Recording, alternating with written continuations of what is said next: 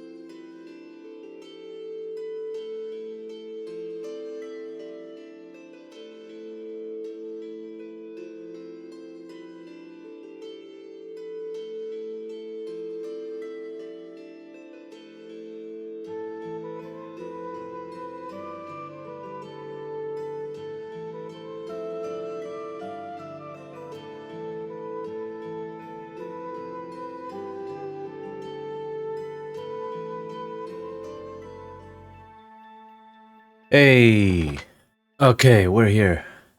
Awesome, welcome. Vessel, congrats again on first. It should just be your redeem at this point. Uh-oh, hold on. Something broke. Okay, never mind, all good.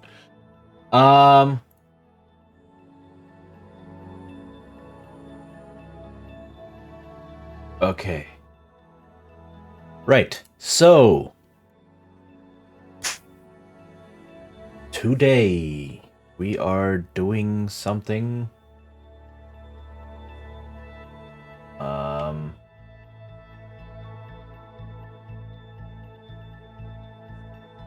something else just broke. Hold on. Okay, I'll deal with that later. Hello? Windows? Start planning for Windows 10 end of support? You just want me to upgrade to Windows 11. Thank you. Okay, oof. Right, welcome.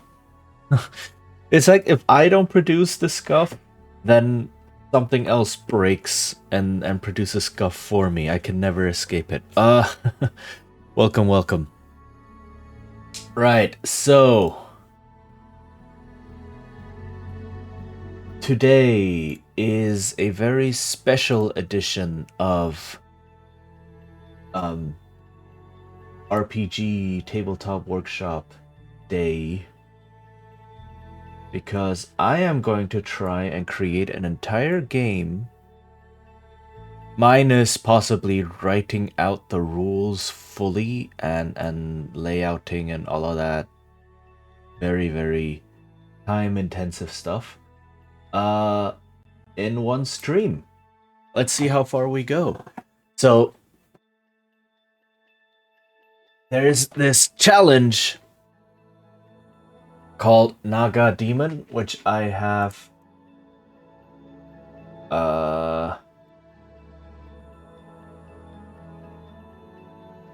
hashtagged on the title. And let me just check exactly. Let me see if I can see exactly what it stands for.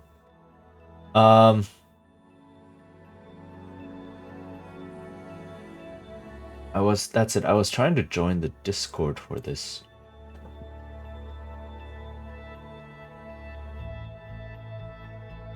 But it opens Discord in my browser? That is so weird.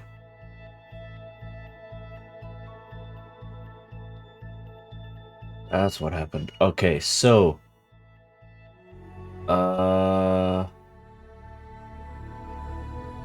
yeah, so that's not working. So it stands for National Game Design Month or National Game Development Month, either one of those, maybe both.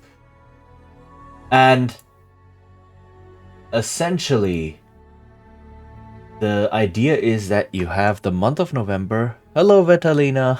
Wow, indeed. How goes? So the idea is that you have the month of November to design an entire game, and part of that is also to play test it at least once. Right, so that's the goal with this event. Okay, hold on. So the Discord thing is not working. I was trying to... It has an official Discord, but the link seems to be broken or something else seems to be broken, so I can't actually look up what it means exactly, etc. Anyway. We're doing this. Alright, so... the idea now is... I am going to use this stream... I don't know if I'll be able to finish the game. I don't have a lot of time. I have a bit less time than I thought. Like, some things got shoved into the day. Quite on short notice. But that's okay. We're gonna try and get as far as possible. And also, yesterday or so, I already had most of the ideas for this game pop up into my head, and I've basically designed I already have a theme. Whether or not I'm 100% happy with it is not important. This is for a challenge, right? Game design challenge, to actually finish a game and finish the first draft. It's kind of like what National Novel Writing Month used to be, right? Before they AI-fied themselves. So the idea was you have 1 month to finish the first draft, and it's not going to be a finished novel at that point. It's just going to be a first draft, but then you have something, and then you can spend the rest of the year editing it. I guess same kind of basic idea here. You have 1 month to design your first version of the game, get it out there, get it playable and actually play it, and then you can keep polishing it afterwards. So the Naga Demon, which by the way is an amazing shorthand for this event.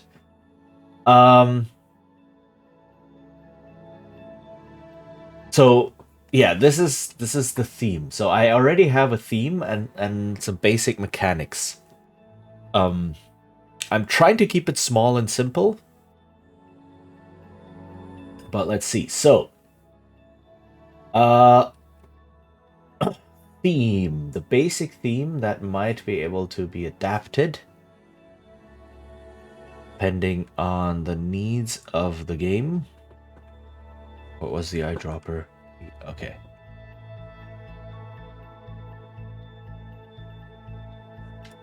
Right. So the theme of the game is a kind of fantasy cyberpunk.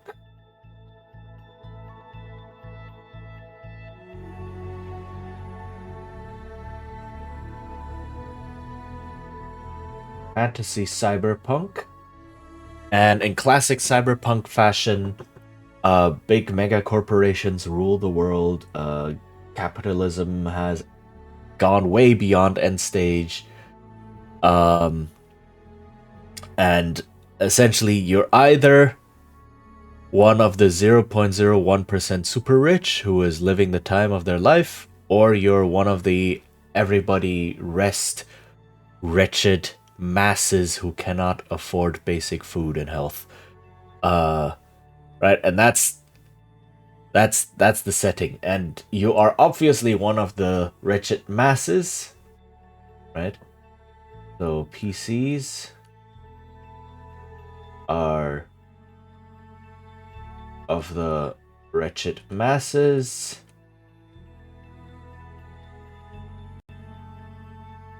But this is where the cyberpunk part comes in. Or not cyberpunk, this is where the fantasy part comes in. With special powers to fight back. Or try and fight back. So what are these powers? So the idea is, and this is not the most polished idea, right? But the idea is that you have something called the chill, right?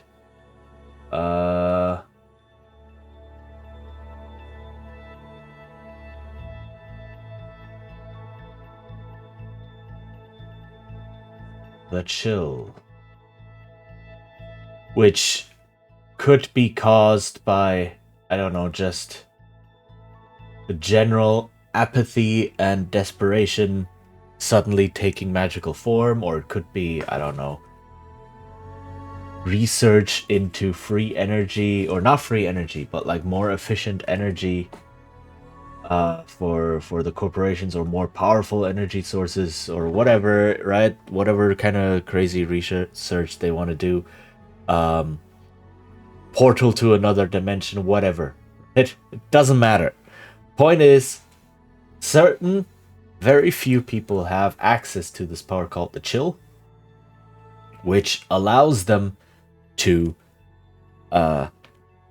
cool themselves down metaphorically and literally. So in a thing that certain individuals, so all of the PCs can access the chill to enhance their capabilities. Right, so the idea is kind of, oh, if you cool things down, it moves slower, maybe? And so the idea is, oh, you can become more precise.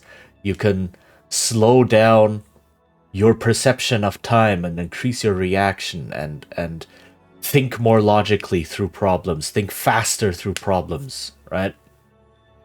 That kind of deal.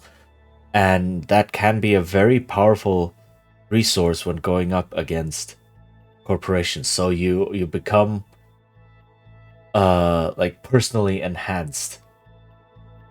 But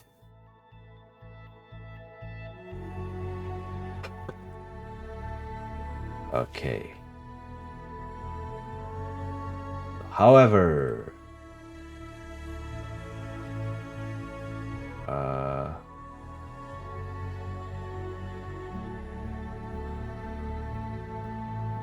the chill accumulates. Accumulates and numbs a person. Right? So let me just get this color. So you get like what does the chill do? Examples of the chill. Things like think faster and rationally or logically, right? So you might be able to do complex logic problems, complex math problems very quickly in your head. Things like, I don't know, bouncing bullets off walls or hacking a computer or, I don't know, whatever it is, spotting things very quickly and so on.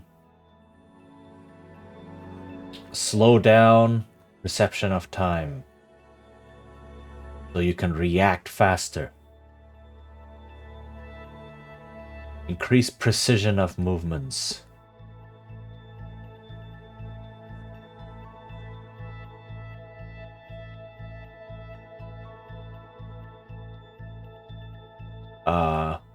Ignore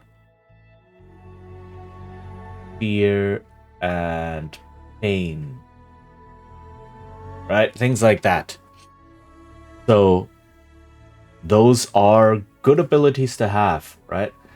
But the chill accumulates and numbs a person. So on the other hand, what the chill does is reduces emotional capacity.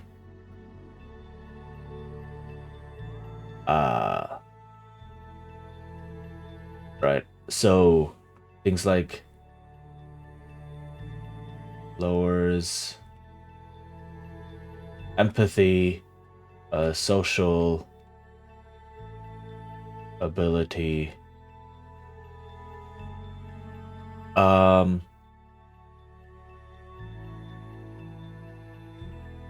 And it accumulates. So needs to be released as actual cold wave if you build it up too much. Right, so at that point it's no longer just metaphorically, oh, you cool yourself down. It becomes physically, oh, you're actually blasting out cold, which can be something you want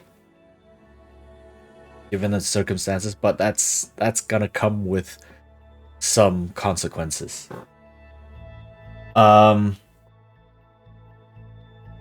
Okay, so this is the basic theme, right?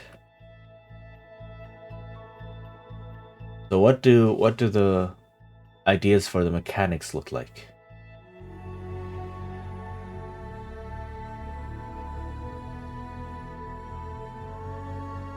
What do these look like? So a very simple D6. Let me get a different color for this. D6 dice pool system, and this is inspired by things like Don't Rest Your Head. So we get so you build up a dice pool. So you start with always roll 1 chill die. So you need 2 different with 2 types of d6.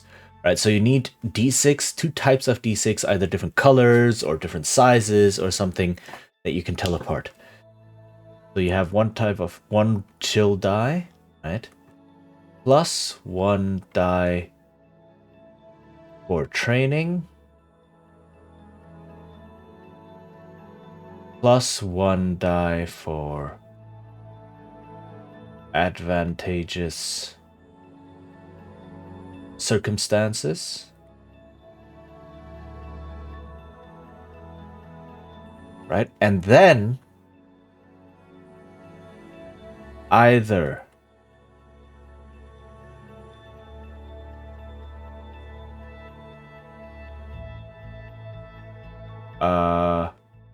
increase chill or spend heart. So you're constantly in this fighting between these 2 stats, chill and heart. And so heart is a pool of points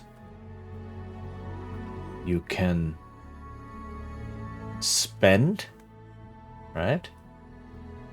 And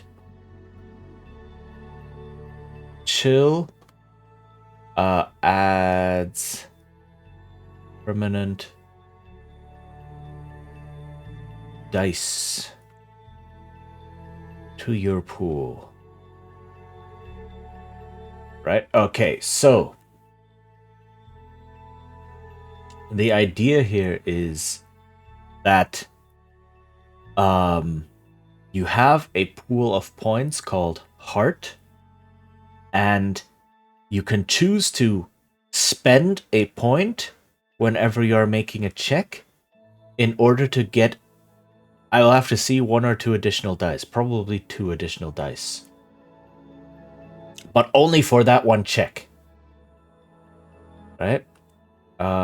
So increase chill, let me plus 1d permanent, and this is plus 2d on this roll, right? Chill, on the other hand, if you decide to increase your chill by 1 before rolling, you get an additional chill die, but that then sticks around. Now, you don't necessarily want a lot of chill. Maybe, right? So, how does this work? Let's see.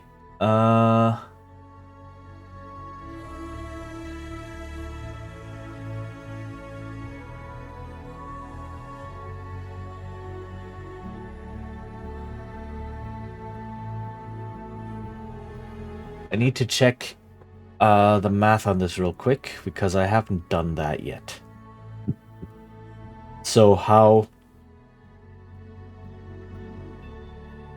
Don't Rest Your Head does it is you have different pools of dice. So the player rolls pools of dice and the GM rolls, and then it's all d6, and every 1, 2, and 3 counts as a success. And so you compare how many successes each person got, right? But you also compare highest numbers of each pool. And whichever pool has the most highest numbers, that pool then dominates. So you can have success or fail as one metric, as one axis, and then which pool dominates on the other axis. And those two things are independent of each other. So you want a lot of low rolls, you want a lot of 1, 2s, and 3s because those count as successes. But you might also want certain pools to get 5s and 6s, especially because you don't want the GM's dice, the GM's pool, which is called pain, very appropriately, to dominate, right? So that it's always this tug of war thing happening, and what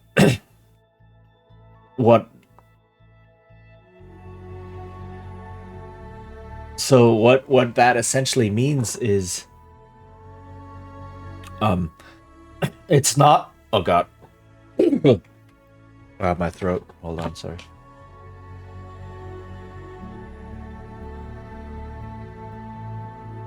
It's not all skewed into one direction, right? So it's not saying, oh, you need to roll 6s or 5s and 6s, and also we compare the highest number. Then that's overloading it. That's double dipping in a way, where you want successes, but you also don't want successes, right? Which is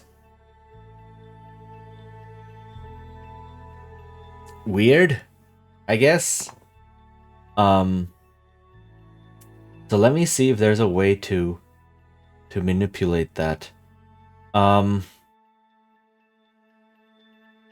In a way that's mathematically sensible, because it is possible to set up a system where the probabilities are so low, like 0.0 something percent low, for things happening, that it might as well not happen.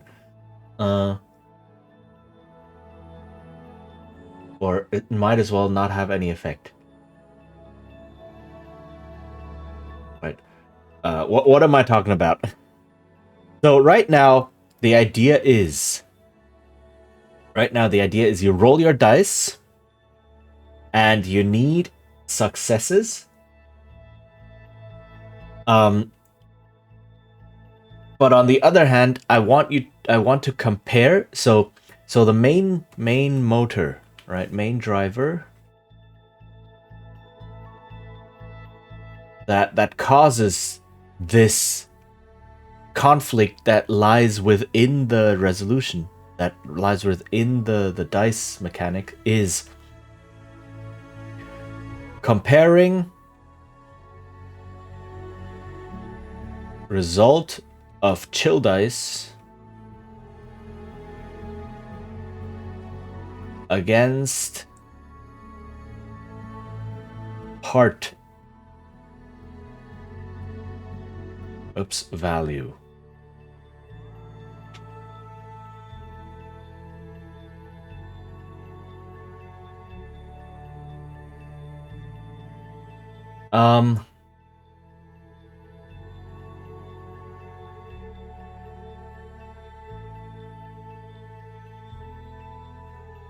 Also, this one I am not 100% sure anymore. Now that I'm actually thinking about this, now all the doubts start creeping in. Okay, so what I mean is, you look at this is why I wanted 2 types of d6, right? Because your training die and your advantageous circumstance and such don't count. And maybe the base die that you always roll also doesn't count. I will have to see. But the idea is, you roll your chill dice, right? And depending on how they come up and how they compare against your heart value, you either resist the chill, or you accumulate even more of it,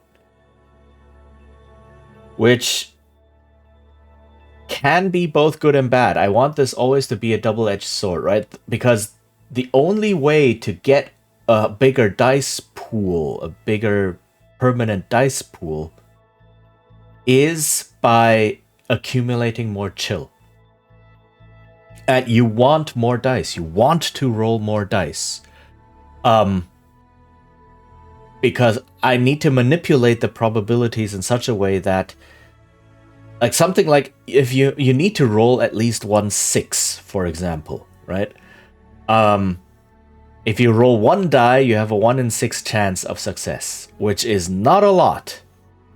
If you roll 2, you have about a 30% chance of success, right? Something like 32%.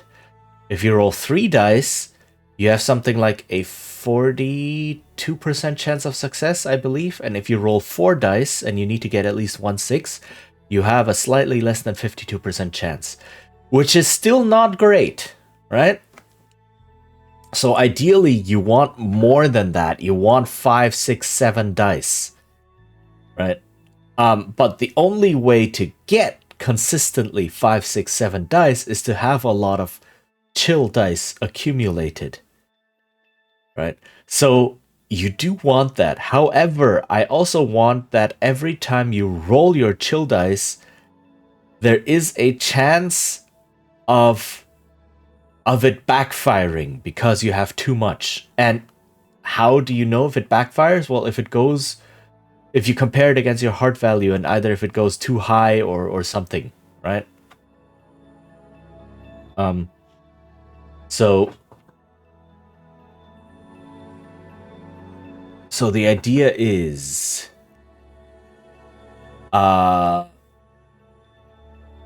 PCs, or not PC, players want to roll many dice, right? Only way to consistently roll many dice is to build up chill. Okay. However, more chill dice equals higher chance of what do I call that?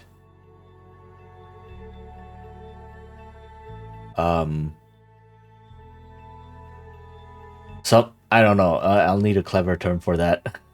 But higher chance of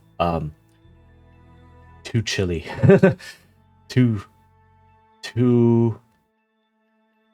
much chill, right? Some sort of overload.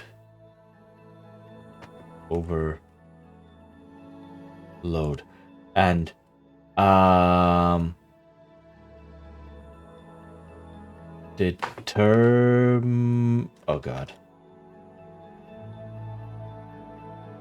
determined by comparing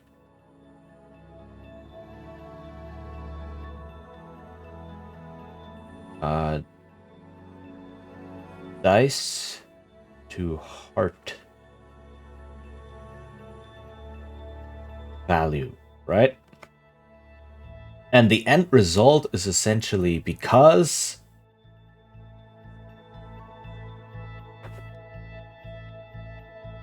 chill increases as time goes on, and heart decreases as you spend it, chance of overload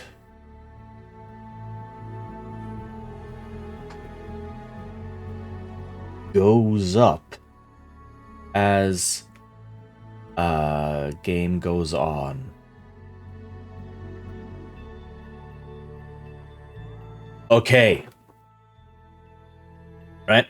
So the number of chill dice you have can go up. And the number of heart points you have can go down. And then at some point those two will meet in the middle. And then the closer these two values get, the higher the chance of an overload happening, right?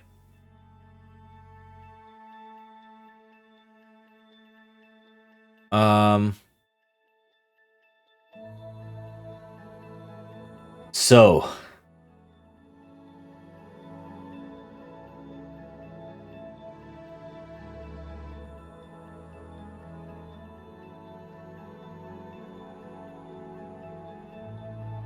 how do I do this?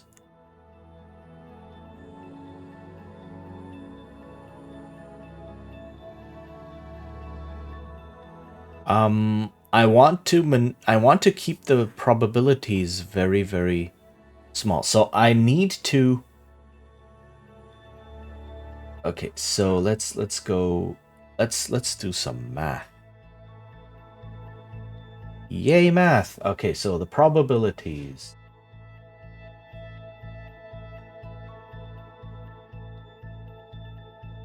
Probabilities. Okay. So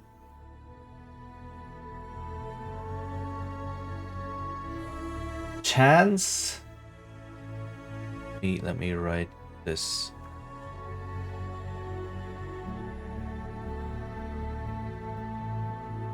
Chance of success needs to be small, right? To encourage rolling many dice. And it needs to be viscerally small so that players can intuit, oh yeah, I need a lot of dice. Right? If I say, for example, oh, you need to roll 1-6, a single 6 at least, in order to succeed on your check, then this is very intuitive that players will go, oh yeah, then rolling 1 or 2 dice is probably not going to be a very high chance, right? Heck, rolling 3 or 4 dice doesn't quite feel safe, especially if you've rolled it once or twice or so, right?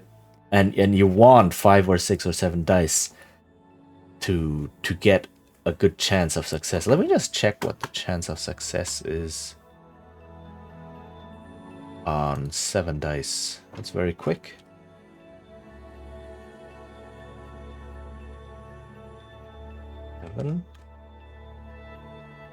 It's a 73%, 72% chance. So on 7 dice, you have a 72% chance of success, which is already pretty good. Right? But that's 7 dice. Okay.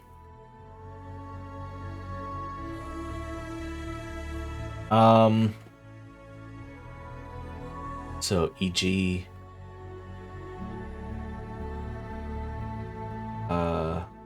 Rolling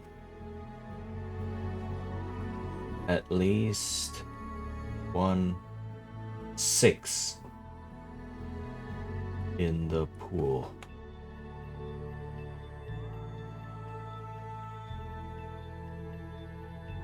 Okay.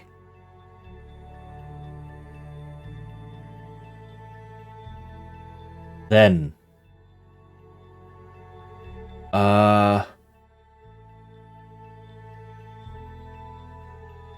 I need some value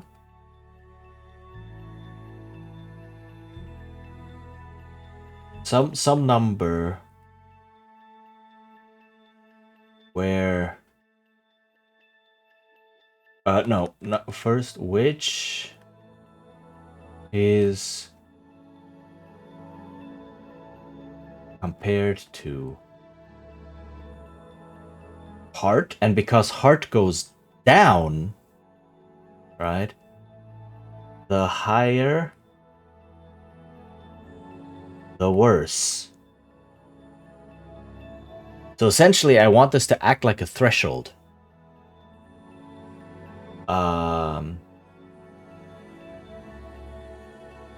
Heart acts like a threshold So, for example, I'm already seeing what I have to do, but I don't like it. So, for example, if I say I have 6 heart, right? Then I need to roll, like, some value that comes up that I compare needs to be a 6 to have an effect. Anything below that doesn't. If I have 4 heart, then it's already enough. It's a 4, 5, or 6 to have an effect, right? So that's a much higher chance.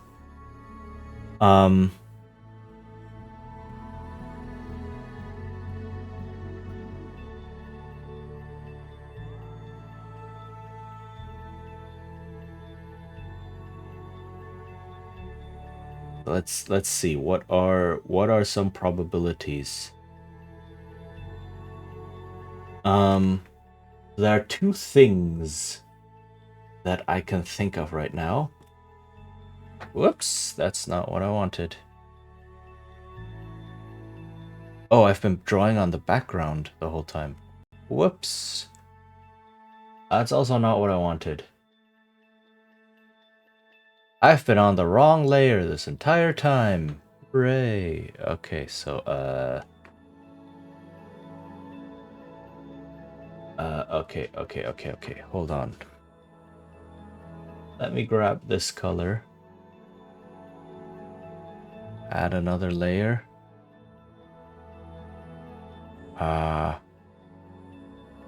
Oops.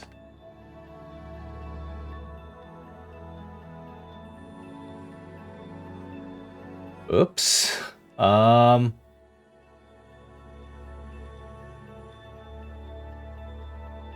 Will this kind of work? It will, okay. Whew. There we go, and now I can merge these two.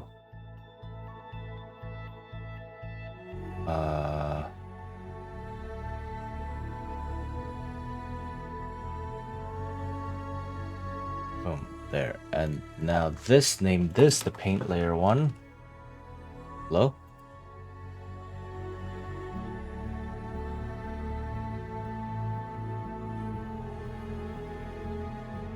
Background, and this one becomes paint layer 1.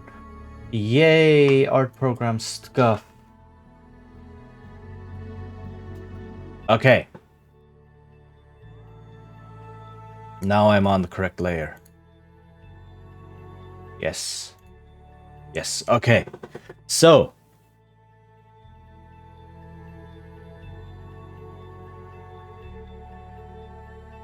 What is that?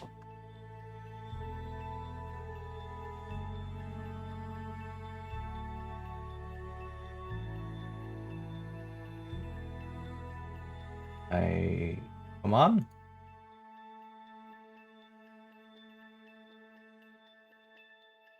Okay. Right. Right, okay. Why are these names...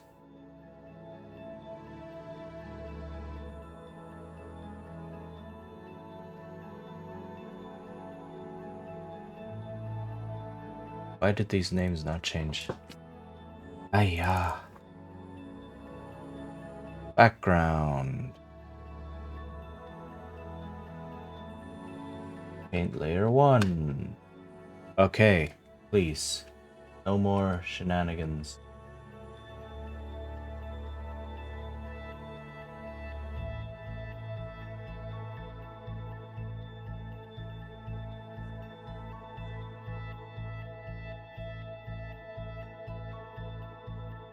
Right, okay, I think I'm good now. Okay. Because now I can take this and remove it. Up there. Okay, so... Sheesh. Right, so there are 2 ideas. One idea is that I just look at... So that I do something like... so idea 1 is... need to roll a 1 for success. And compare highest chill die to heart. Right? Or maybe highest chill dice to heart. Okay?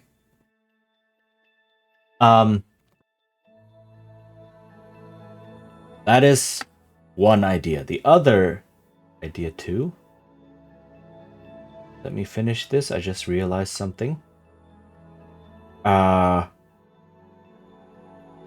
Need to roll, say, a 6.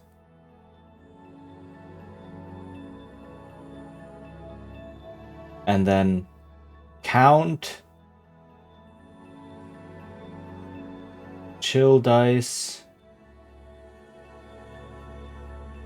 that show, for example, a 1, 2, or 3 to heart. So this is an effect. Single highest. And this is count failures in a sense. And these yield different probabilities.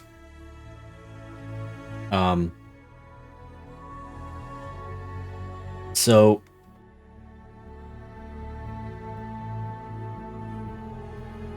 let's run some numbers.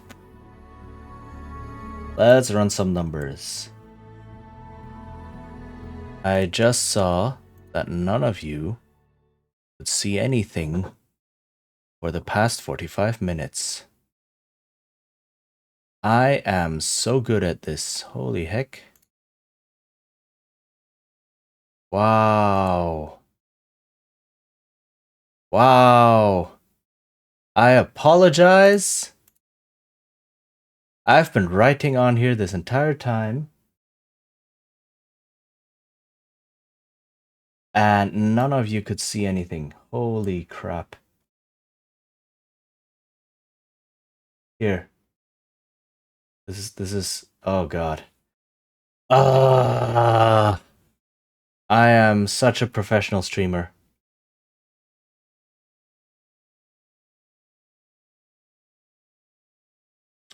Wow.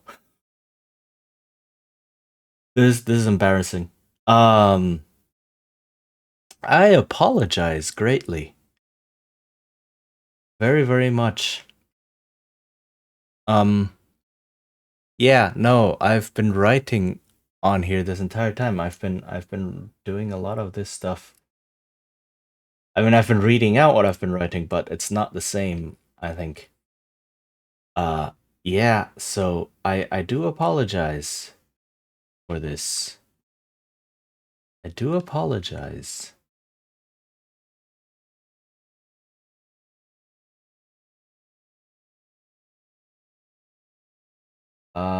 That also explains all of the talk about paint programs scuff. I hope that was happening. Because this is what's been happening. So yeah. Hi. I've been doing this. Oh man. Okay.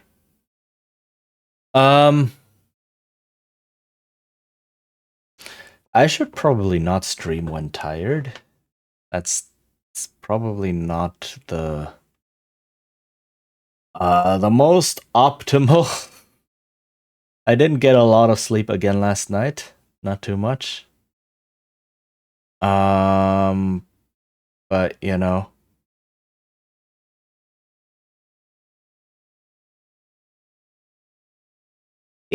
All right. So that's that. Okay.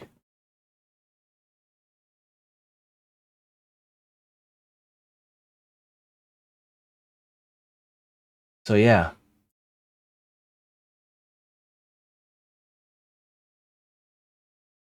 So essentially, like I said, theme, fantasy cyberpunk.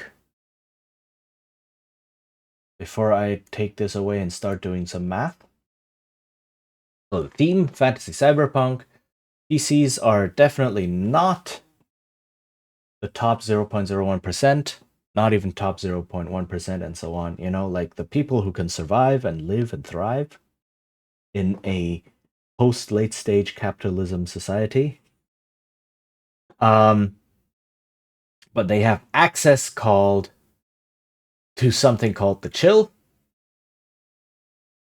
right? That enhances their physical and mental capabilities to fight back. Kind of sort of like the idea of, say, Shadowrun, where you have a team of specialists who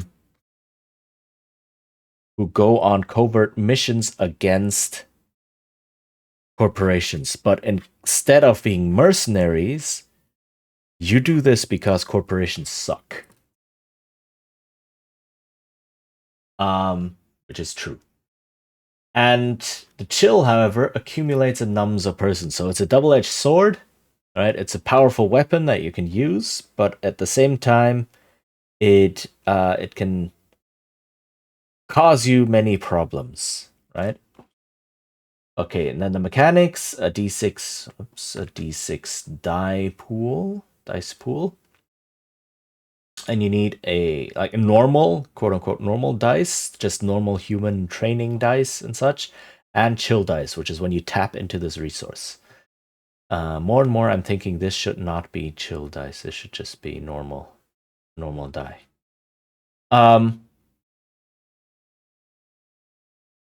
And on a roll, before you roll, you can either choose to increase chill, which gives you a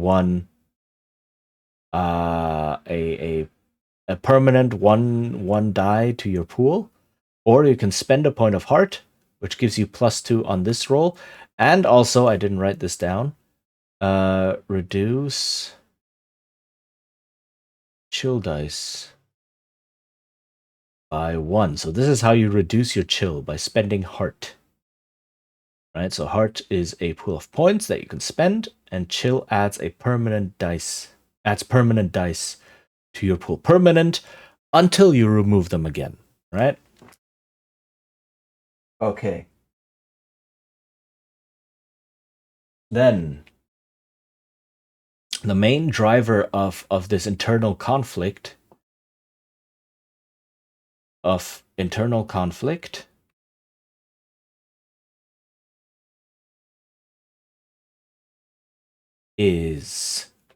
comparing the result of chill dice against your heart value. So players want to roll a lot of dice, and the only way to do that is to get a lot of chill, because you can only get 1 die for your training and 1 die for advantageous circumstances, right? Such as preparation, lots of time, help from someone, right? So you can roll at most 3 dice. Your normal die that you always roll, plus these 2 dice for training and advantage. You can never have more than that without starting to tap into your resources. Right? If you spend a point of heart, you can get 2 dice, so you can roll up to 5 with that. Or if you tap into chill, you slowly build up more and more and more dice as it goes on. And you want to start building up chill, because as you go on your mission, things will become more and more difficult, and you want to have more and more dice. Right, so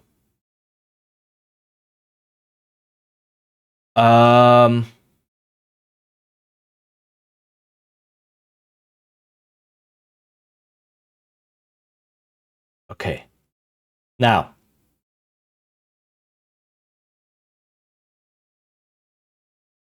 yes, more chill dice, however, leads to higher chance of too much, right? The overload, which is what we were doing right now. And it's determined compared to heart value, and because chill increases and heart decreases, the chance of overload goes up as the game goes on. Right. So I need 2 different things happening. Possibly. One thing I must have happen is must happen is check for overload, right? And nice to have.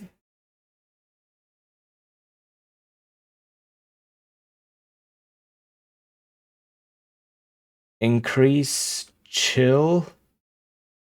Capitalize that. As result of dice.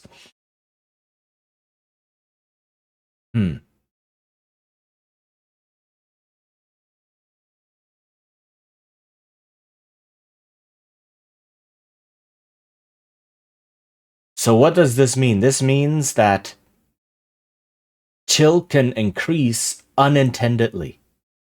You can... Okay, hold on. Let me think.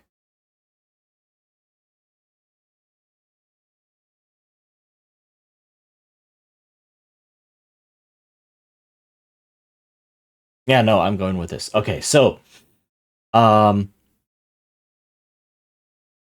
other one, just quick thought, was too complex. So before a roll, a player can choose out of their own free will to add another chill die to their pool. But what I might want to have is an escalation mechanic.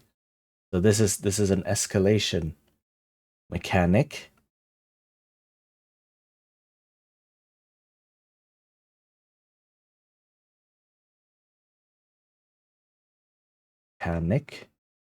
Where the result of the die roll can also add another chill die to your pool for the next roll. So having more chill not only increases the chance of overload, it also increases the chance of getting more chill, which then increases the chance of more overload. So it's basically, it spirals out of control. That is a nice to have, because it's essentially saying once a player goes down the path of, oh, I'm adding a chill die, then they're never safe again. Even if they never choose to add another chill die to their pool, they can still get more dice just by virtue of probability. So that is something I might want. So ads are happening in a minute, which means I will use that moment to have a quick think. I was on the wrong layer yet again. Holy heck. I am so good at this. Okay. Let me fix that while the ad plays. And yeah, I will just stay on here for now. I'm not gonna be right back yet. But the ad is gonna play soon, so let me just fix this real quick.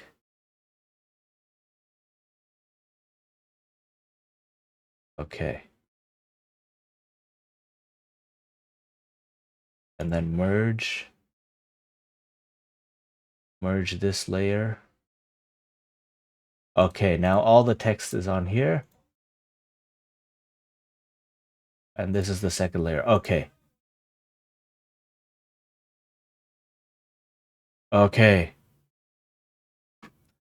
Sheesh. This stream... oh my god.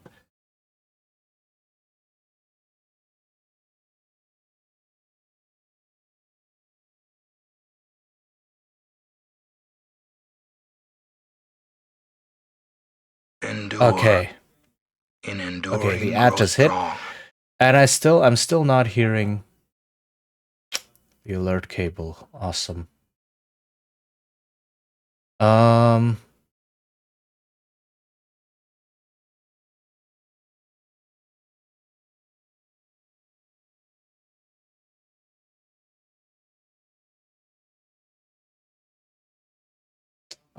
That's so great.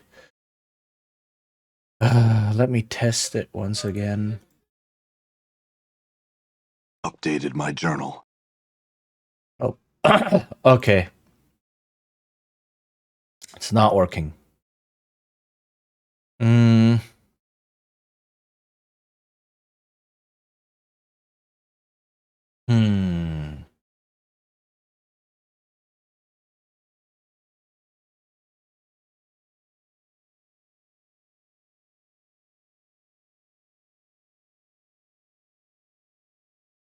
God dang it. Why is this not working anymore?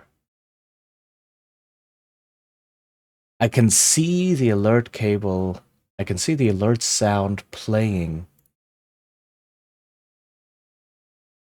in OBS. But I cannot hear it. Is it because I'm using a virtual cable?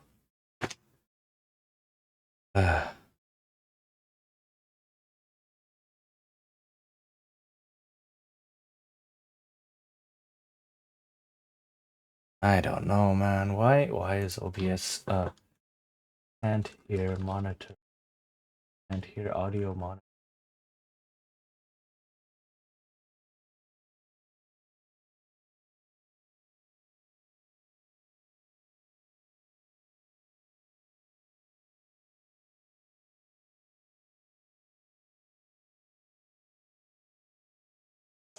Monitor output. Did that break? Streaming audio. Monitoring device. Yeah, no, it should be. Should be correct. Oh man. Updated my journal. Yeah, no, this is not changing it.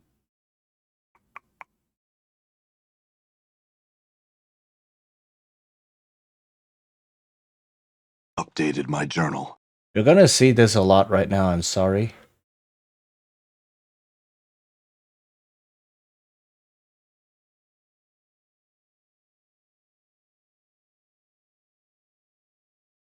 If I go over default. Updated my journal. Also doesn't change anything. Okay. Well, the ad is over. So let me just leave this be for now.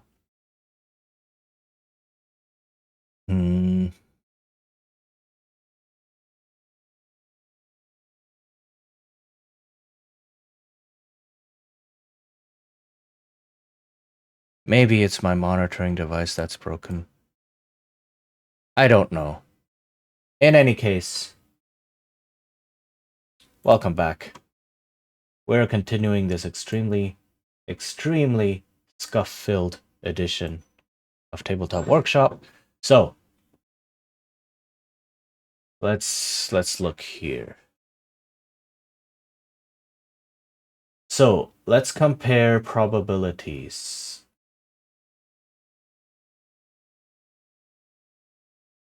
And this will also be a quick lesson in math. Hooray, maybe. I'll see. So,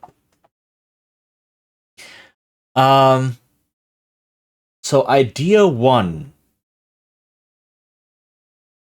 which I'm liking less and less, but I'm just putting it here for completeness' sake to have to see why I don't like it. So idea one was so I'm gonna keep the whole roll a certain single number for success, whether it's a 6 or a 1 or whatever, doesn't matter right now, right? I'm only talking about the explosion mechanic of overload, the overload mechanic, right? Idea one is compare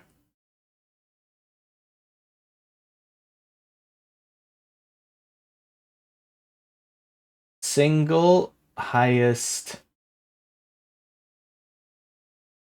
chill die to heart. If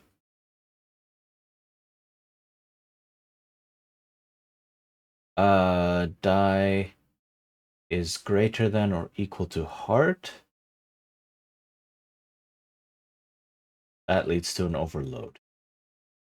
Right? So if you have a heart of 6, for example, heart of 6, need 6 on chill die, right? On the highest one. If you have, say, a heart of 4, need 4, 5, 6 on chill die. So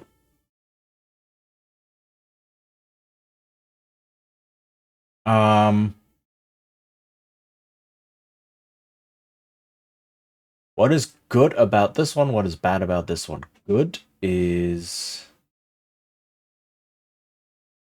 quick to compare.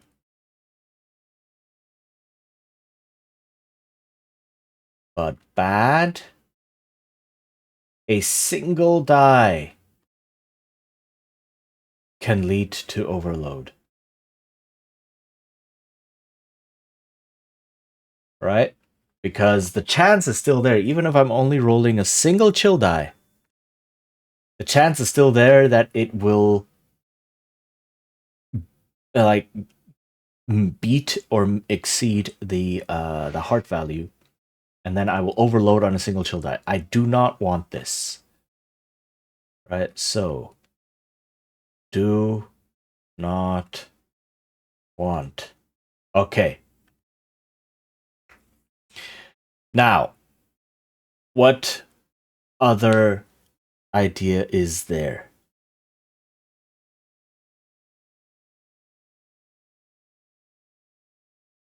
The other idea is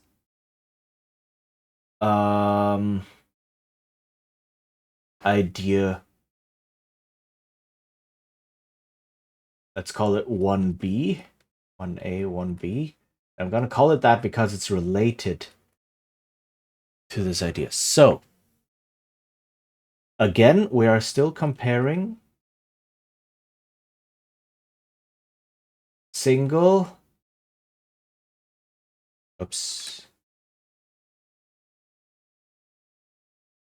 highest chill die to heart. Now, the change comes here. If the die is, I don't need to write this, equal or greater than heart, plus 1 chill die. And then, if number of chill dice greater than heart, that leads to an overload.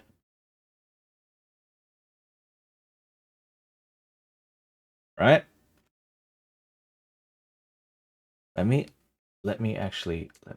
write this in green that I can differentiate between the colors a bit better. Let me also get rid of, I don't need this is pointless. Okay. Where is this thing here? Of all this. Okay, and then I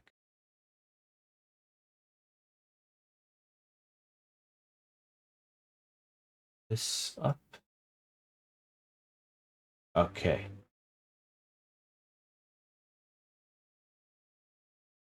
So what was that good? Quick comparison. bad. A single chill die can lead to overload.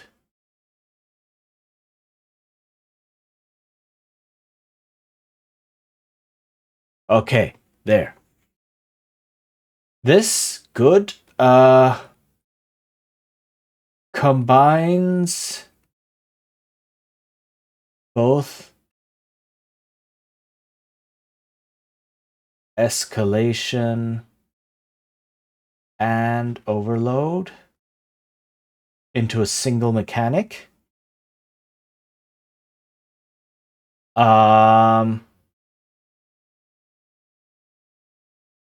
Bad? I don't actually know right now.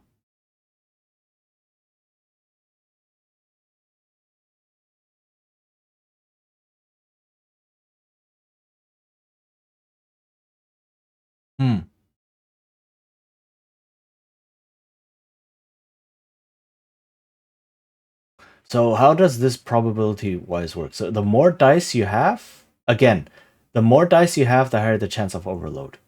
Here, the more dice you have, the higher the chance of getting another die. Right? And then this is a steady grow.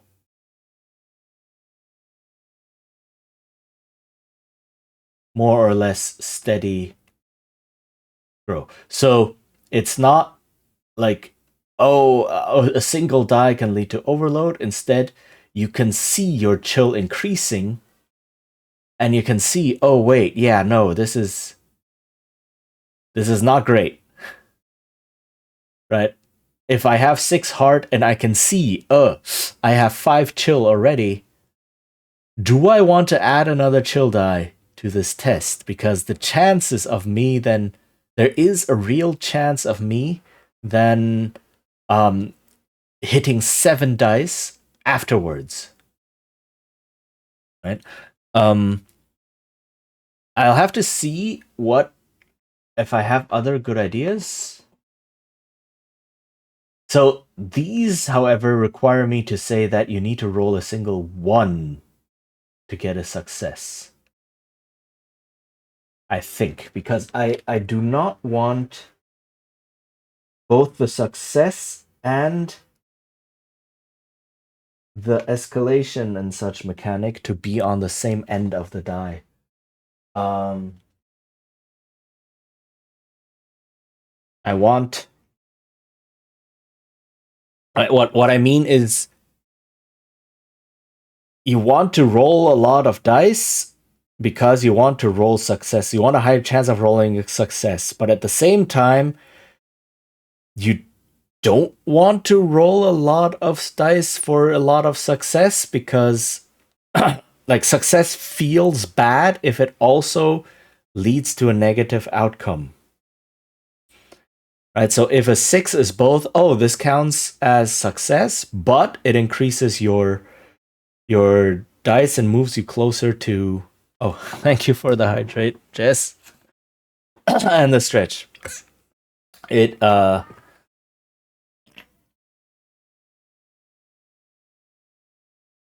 So essentially, these ideas... How are you doing?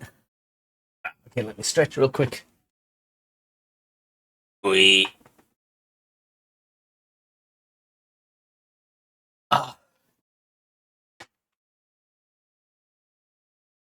Okay, so...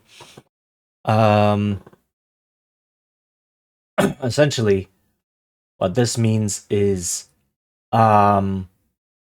it's a very ambivalent thing, right? It's essentially... You want to hope to get one type of number without getting the other type of number. Speaking a bit of pestilence of streams about making sure people drink stretch now and then. That is very, very good. I keep forgetting to drink and stretch, so thank you very much for that. But yeah, we're designing a game, and I'm running into more trouble than I first thought. But that's why we do this, right? That's why we encounter problems and then we solve them with clever design. Right? So essentially, this is success is, or one is so necessary. One is success, and high value is bad, right? Because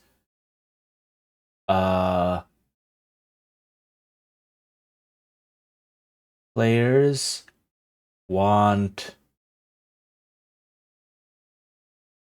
ones without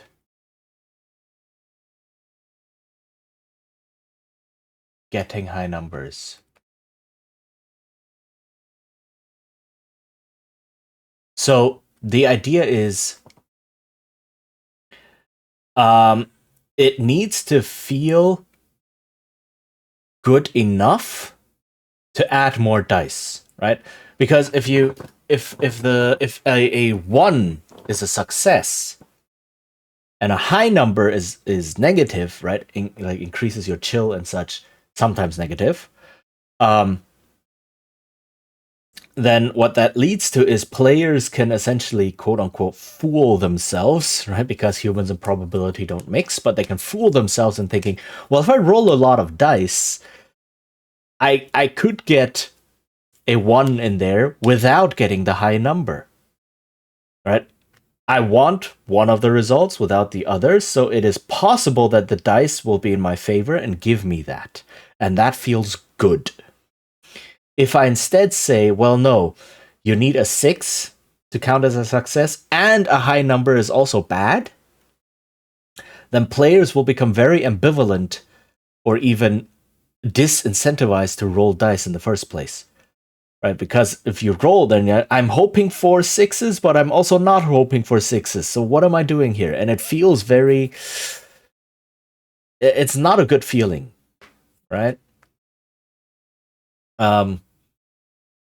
Because it's like only one outcome matters. The low numbers don't matter. Only one outcome matters, but it matters both in a positive and negative way, and that doesn't feel good as a player, right? Whereas if you have both ends of the dice matter, and I want one and not the other, then it kind of sort of feels like flipping a coin ish, and I can deal with that.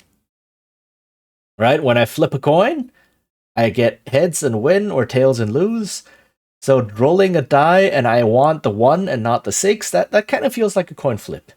Right? And it doesn't feel like I'm condemning myself to either I fail completely or I succeed but then also don't get what I want. Right? That doesn't feel good. It's already harsh enough as is. So that's why this needs to happen. And I'm liking more idea 1B more and more. But just for completeness' sake, idea say 2. So,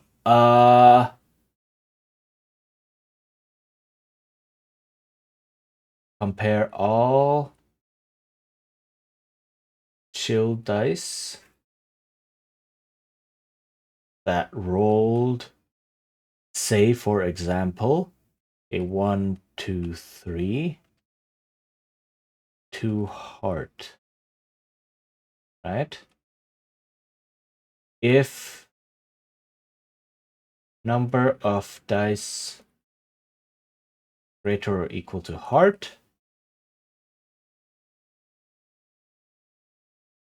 overload.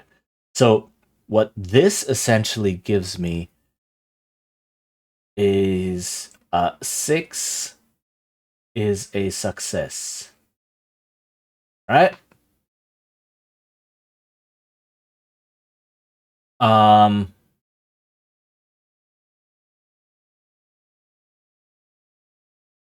And it's a slow growth, but the probability might be too slow. So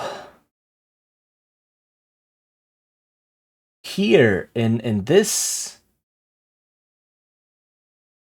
in 1B, more dice equals more faster growth. And here, more dice, the probabilities can be extremely low. Like if you have 6 heart, for example, and you need 6 dice, then you need 6 dice to show a 1, 2, or 3. That probability is negligible. If you have 6 chill dice,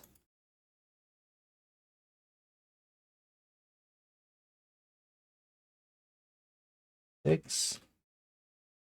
you have a 1.5% chance of overloading. That is not good. That sucks.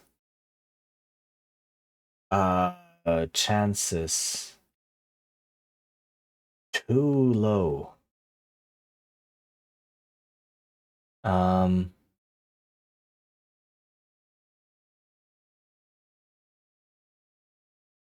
Okay. So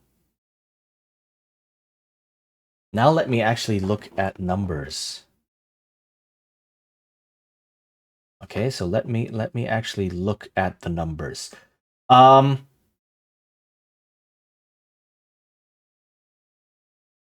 We'll go with situation 1. Heart 6, right? So this is situation 1. If we have, so this is now the math part. If we have a heart of 6, on 1 die, we have a 1 in 6 chance of getting another die of plus 1d, right? On 2 dice, we have a I have these probabilities somewhere. It's a 11 out of 36. 6 chance of plus 1 die. On 3 dice, it's what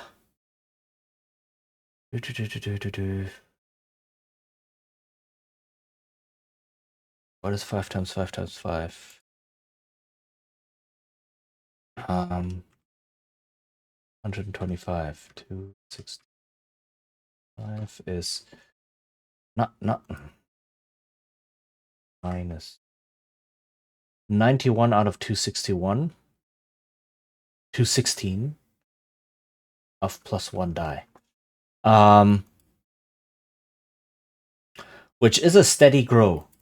So let's go. 1 out of 6 is roughly 17%. 11 out of 36 is roughly 30%. And then 3 dice is roughly 91 over 216 is 42%. Hey, I was correct. And then 4 dice, this one I don't need to calculate. This one I know is roughly 52%. Okay, of getting another die. All right? So this is a good growth. So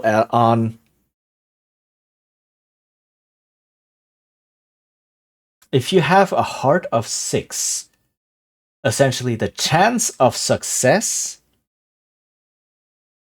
and the chance of getting another die are the same. They're just mirrored, right? On the one, you're counting, did I get a 6? On the other, you're counting, did I get a 1? So the chances are mirrored. So let me just go up to 5 dice. 5 is... Let me just make a note of this number. 3,125. And then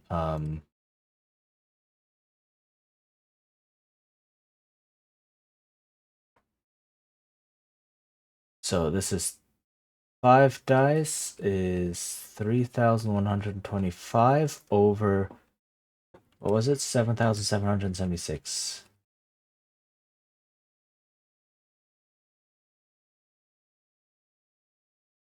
No, that's wrong. Sorry, that's wrong. Minus 3. 4615. 4651.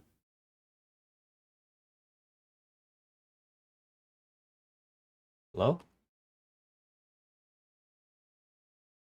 Yeah, that was 4651. Which is roughly equal to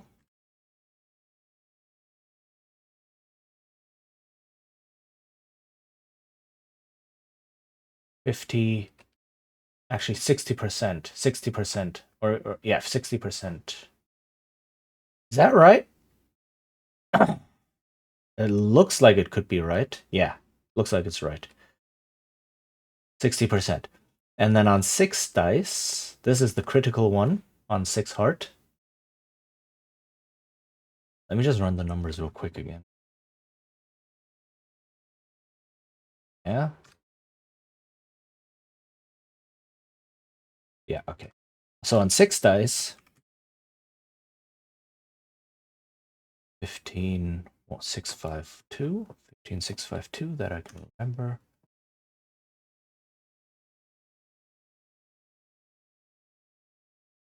So this is 16,652 is wrong. 16,625. Oh, so this is 46. 656.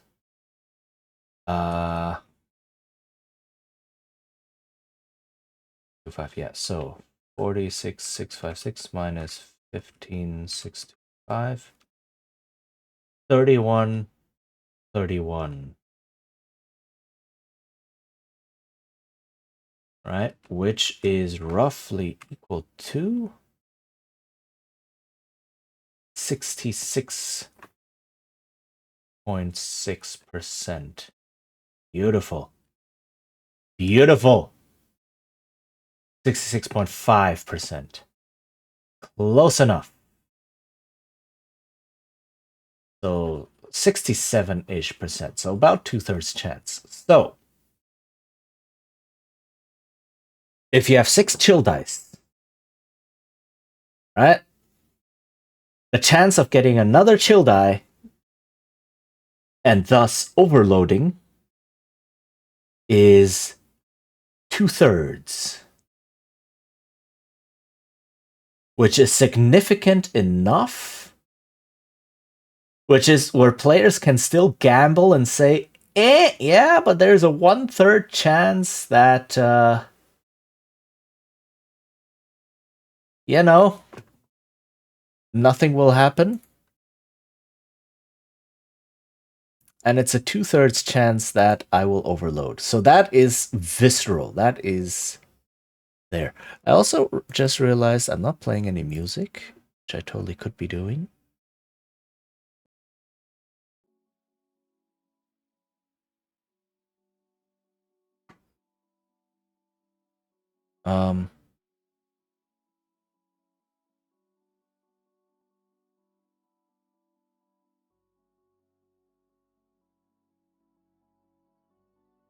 There we go.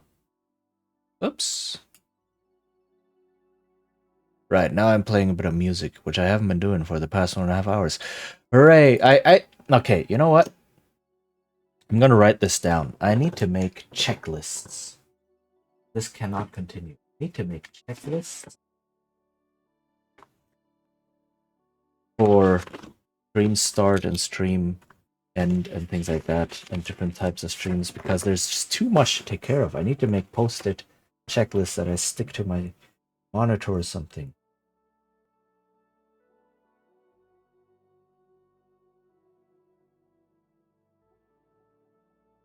Stream start procedure.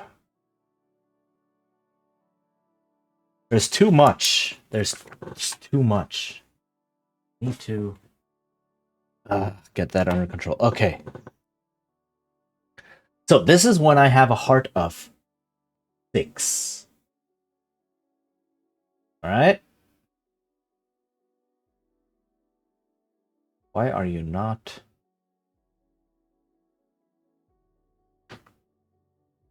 selecting?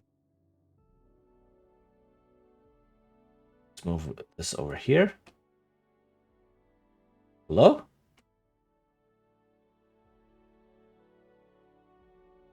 What's going on?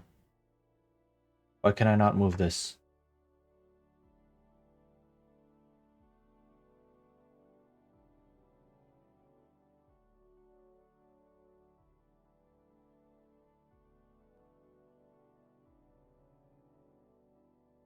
The heck?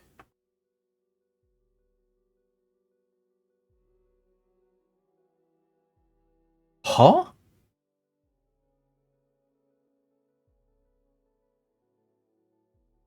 What's going on? What the?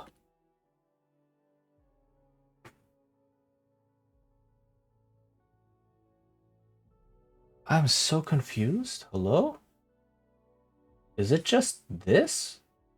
Or is it in general? What? This is the correct layer. Yeah.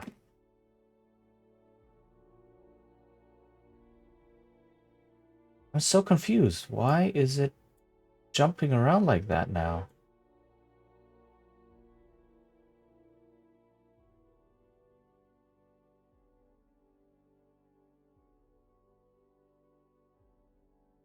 Huh?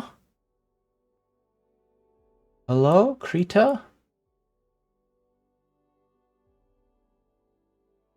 Oh, now it's stuck up there?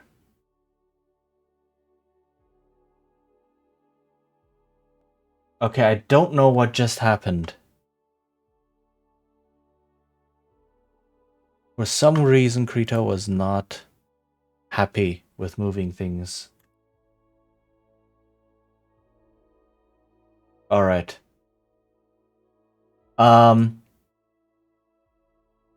Right. And actually, very interestingly, I forgot, because you always roll at least one additional die that is not a chill die. That's very important. Okay, so it cannot be a chill die, because the chance of getting success must be slightly higher than the chance of overloading. Otherwise, it actually becomes a coin flip. So players must always feel like they have a slight edge in terms of the dice, right?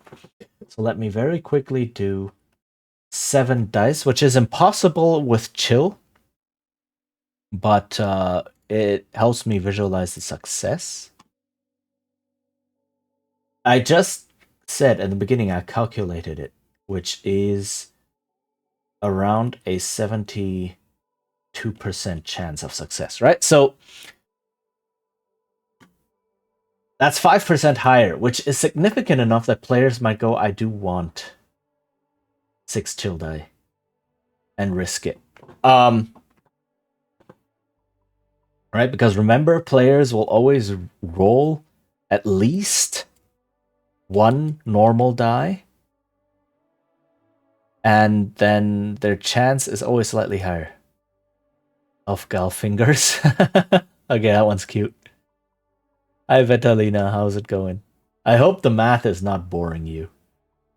Or anyone else for that matter. I'm going through this very quickly. If anyone wants me to explain what I'm actually doing here with the math, just say so, right? I'm just rushing through this because I've done this for years and it's I don't need to write out everything. But if this is very confusing to you, just please let me know. Okay, so let's go with a situation where we have heart 5. So say we've spent 1 point of heart. I just want to see how much it changes with just one step, right? So if I have 1 chill die, suddenly a 5 or 6 is enough, right? To get to get an additional die. So that is a 2 out of 6. Yes, that is a 1/3 chance, but in probability, it is more clean to write it as there's a 2 out of 6 chance, right? Because we have 6 possible results and 2 of them give us what we want. Which is about 33%. Sure. So, in this one, let me see if I can get the math correct. The math becomes a little bit more complex, but not by much. So let me think. Yeah,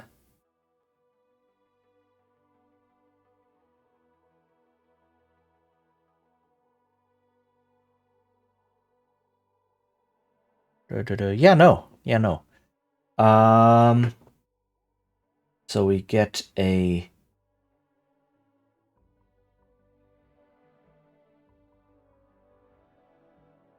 on 2 dice we get the denominator is still 36,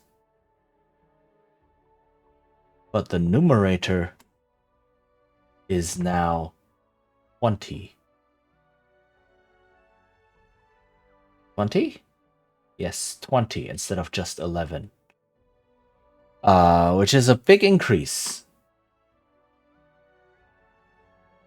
20 divided by 36 is, 56% already.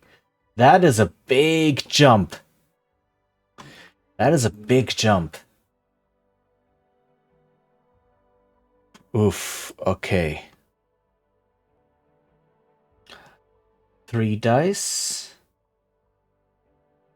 The denominator is still 216. The numerator is now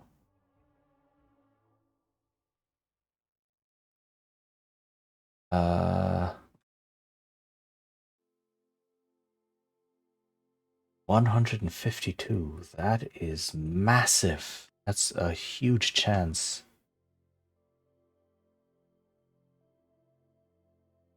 70%. So just with 3 dice, if you spend a single point of heart, just with 3 dice, you're already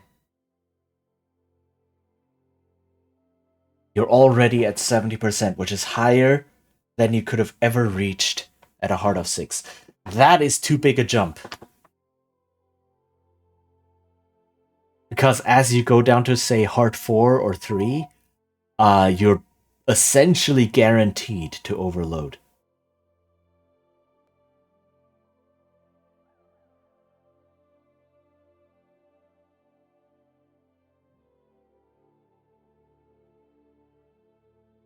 And this is why we do this. This is why we actually go through the numbers, because now I know that this system, nobody will spend heart.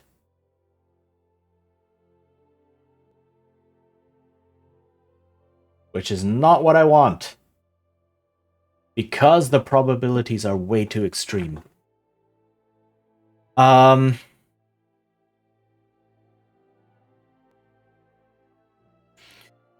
Oof. Okay. So I need to change. I still like the basic idea of this system. But now I know I need to tweak the numbers. Now I know I need to tweak how it works. And And if I have like heart 4, right, on one die, I have a 50% chance. On 2 dice, yeah, okay, I have a 75% chance of overloading. That's too big. That's only heart 4. That's not what I want.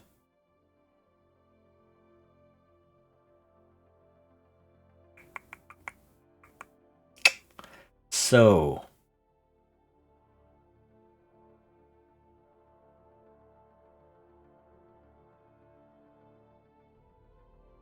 what if I combine that somehow with idea 2?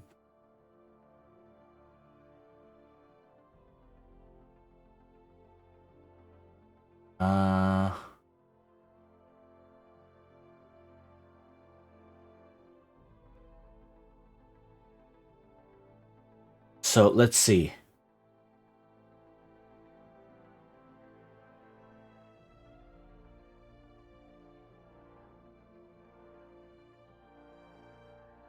What I can do. So I can keep it as a constant. I can keep the constant out of if number of chill dice greater than heart, right?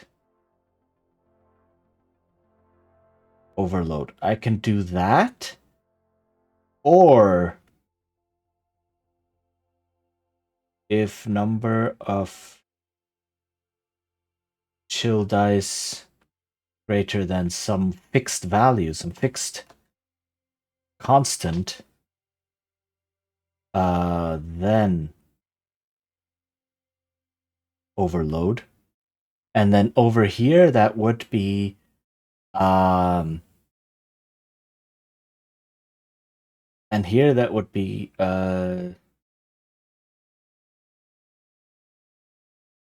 compare dice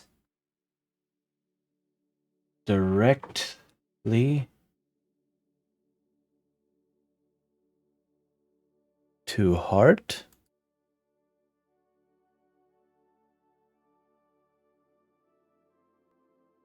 So compare the individual dice.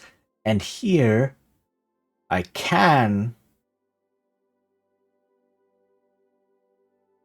compare dice to some constant. So essentially, that's what idea 2 is. Idea is I'm comparing each individual die to a certain constant. And if the number of dice is greater than or greater or equal to, very important, then I get an overload.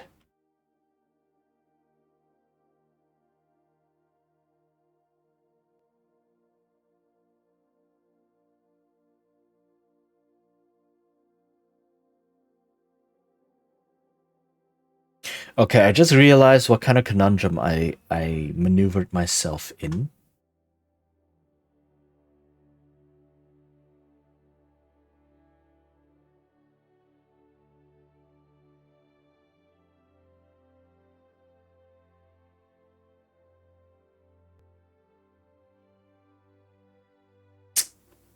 It needs to be this option. It needs to be this.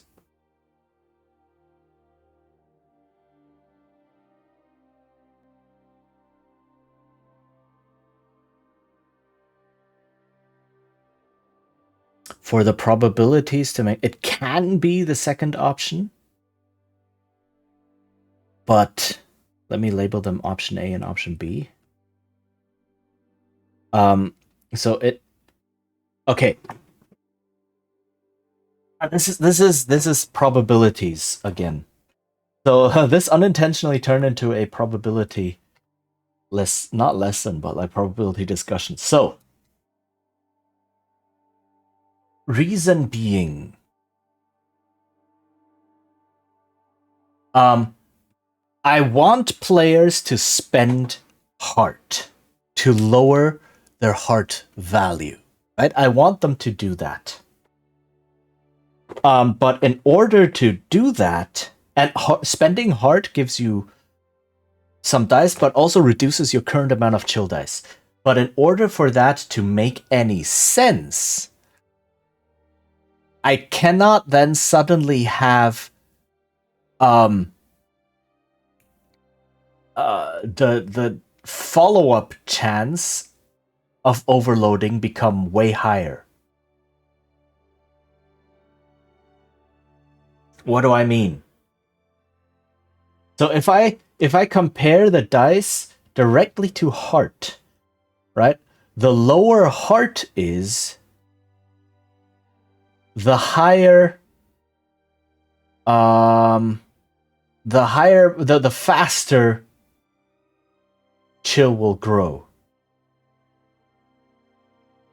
I just realized this is not the chance of overloading. This is the chance of getting another chill die, which still leads to massively increased overload. So at some point, it's guaranteed that you will get more dice, which is not, again, not what I want. So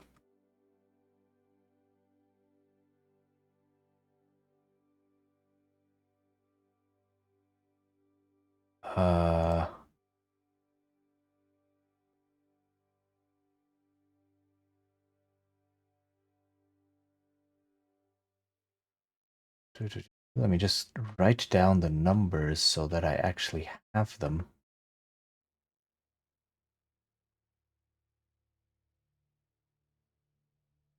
This is 80%. And then this is the number that matters. So this was 7776.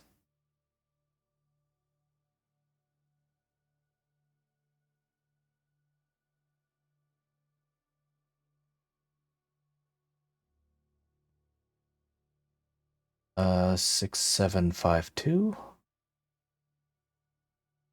And then this leads to an 87% chance of overload. This is the chance. Okay, so effectively what this means is once you start hitting 3 chill dice on Heart 5, you are effectively guaranteed to overload within the next 3 or so rolls, right? Whereas over here, if you hit 3 dice, you are not guaranteed to overload within the next 3. In fact, it is more likely that you don't get more chill dice on 3 when you have Heart 6, right?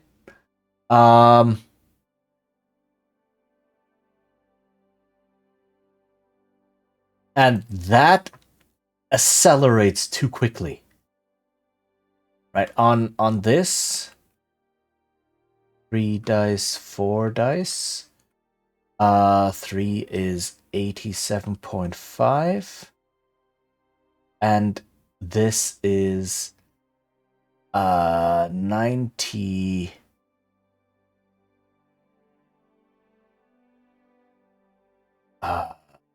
92, 93.75%.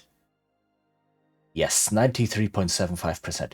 So, on here, once you hit 3 dice on Heart 4, you are practically guaranteed to overload within the next 2 rolls. Right? So here it's basically guaranteed to overload within the next 3 or so. Right? So 70%. You might get away one more time, but odds are very much not in your favor that you will gain 4. And then once you hit 4 dice, odds are even less in your favor. So it's a 1 in 5 chance that you won't get another die. So it is very, very likely. Like I could calculate the chances, but I'm not going to right now. It's very, very likely at 3 dice at this value. Very likely to overload in 3 rolls. And this is practically guaranteed to overload within 2 rolls. And essentially what that means is the real numbers players can play with are much lower, right? Heck, even on hard 4, even 1 die is already a full coin flip. So if I compare the dice directly to heart, players will never go below something like heart 3 or heart 4 or heart 2 or so, because then you're guaranteed to just immediately overload. And even something like heart 4 or even heart 5 makes it like you only want to play within 1 or 2 chill dice, which is not the kind of play I want. Yes, I want that if you have less heart, you need less chill dice to overload, right? But the chance of getting more chill dice needs to be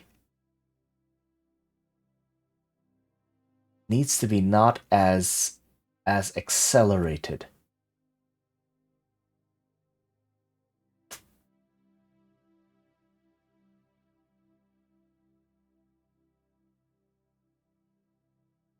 So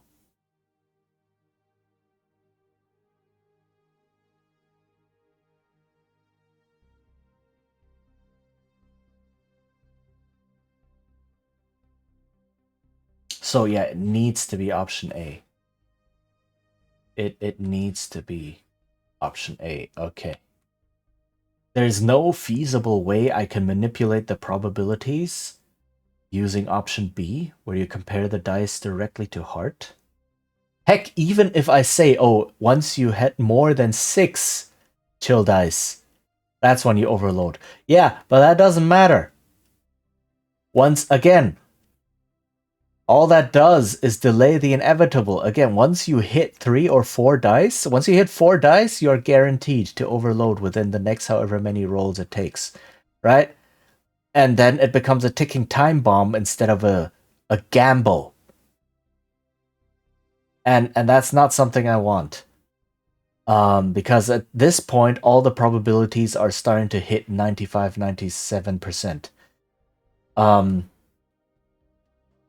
So it's a guarantee more than a gamble. So that's not something I want to have in there. So it must be option A. The number of chill dice cannot exceed heart. And you can compare dice to K. This is also why when you spend a point of heart, your chill dice go down.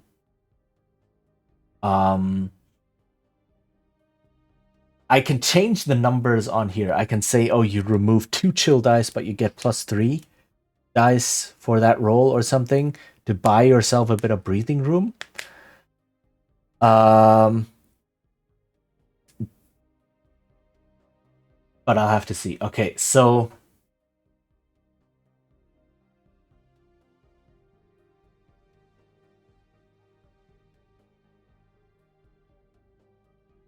I can just do this. I could just do this. So idea, oops, wrong color.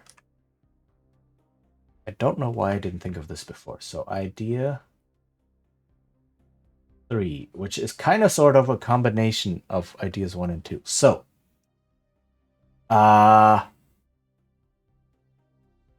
if a chill die shows 1, right? +1 chill die. And then if number of dice, chill dice, greater than heart, greater or equal to heart, then you get an overload. So this keeps these probabilities, but it just changes the threshold. Right? So this is just, again, whether I roll a 6 or a 1 on a die, the chance is exactly the same.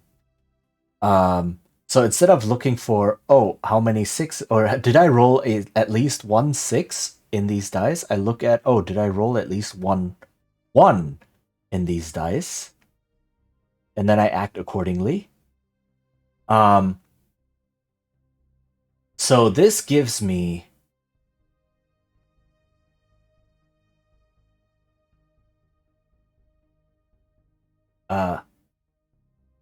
6 is a success, which is more intuitive. When we roll dice in most games, in most gaming tradition, rolling high is good. So 6 is a success. Yes, that is good.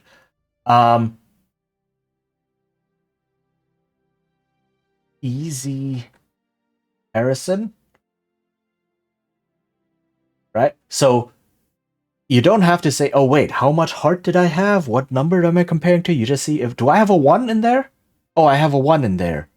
Okay, I get another chill die. And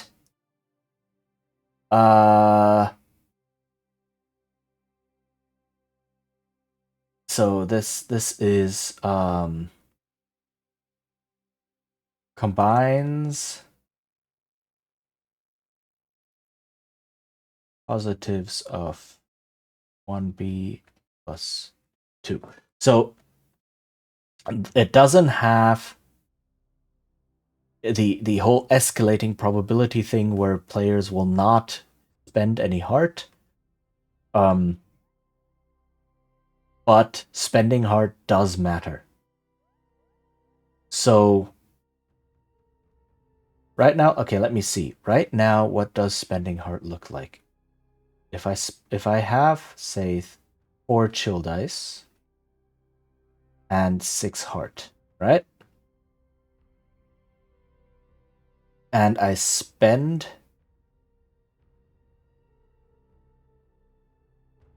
keep writing this in different order. I should keep it consistent. Also, the ad is gonna hit soon. Spend 1. Then that reduces my chill dice by 1 and gives me heart 5. So here I was 3 apart. Here I'm still 3 apart. That's not good. So spending heart has to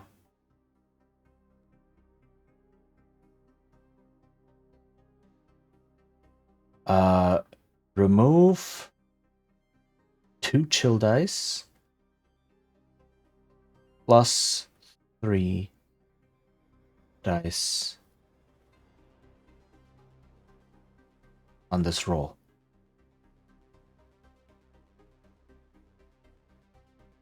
Maybe. What this does is it reduces the chances. Gives you 1 more die.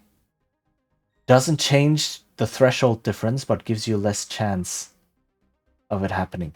I will have to see. This is where testing would come in. Right? Okay. The ad is about to hit. I need to get up and get some more water and such and go to the bathroom. So I will be right back. Yeah, I will see you in a couple minutes. Be right back.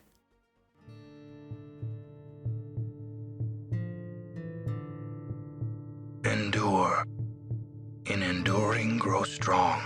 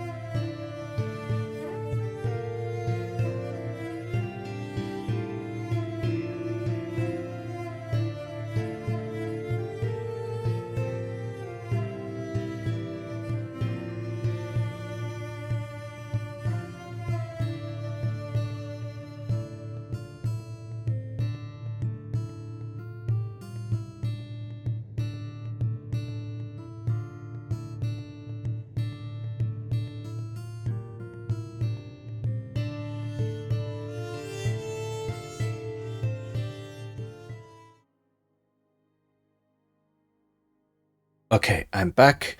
I do need to keep an eye on the time. I don't have too much time left. This took a bit longer than I thought. There was a second system that I wanted to include in this that I'm probably not going to get to design on stream. I'll have to see if I will get to it anyway. So yeah, I was just thinking about this during the break, and I realized that over here on idea 1B, I was double dipping. I was comparing, right, the single highest die to heart. Come on. And I was comparing the number of dice to heart. So, of course, that would escalate it like crazy.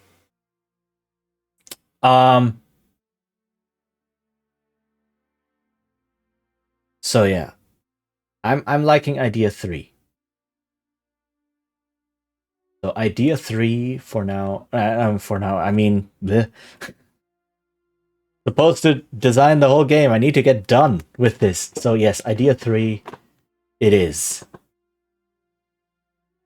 So you just look, you roll your dice. If one of the chill dice shows a 1, then you get another die. And if the number of chill dice is greater than heart, then you get overload, which also means that heart needs to start at 6. Because otherwise, if it starts any higher, well, it doesn't have to start at 6. Now that I'm not comparing the number of on the die, I can pick what it starts at. And perhaps you can say, oh, for a slightly longer, more forgiving game, you might start with more heart. And for a shorter, more intense game, you might start with less. So that incidentally created another dial for the GM and the players for the table to play with. Okay, so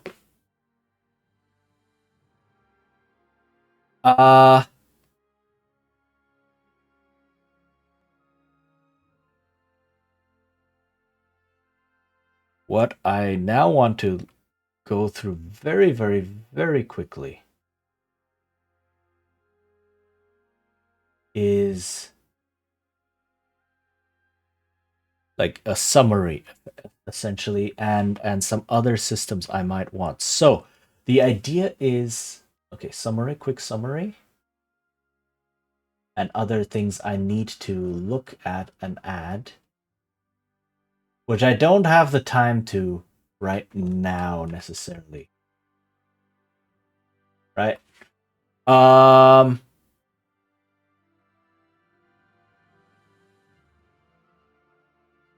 PCs have a heart value, right? So the heart value is essentially can be adjusted for game intensity or length, right? And then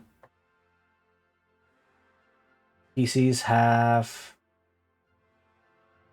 some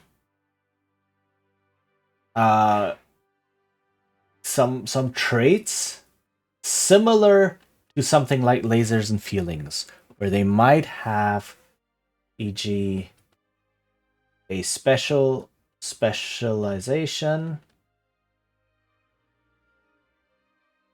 training, equipment, and not too many. 1 or 2, 3 is already excessive. This is supposed to be a very broad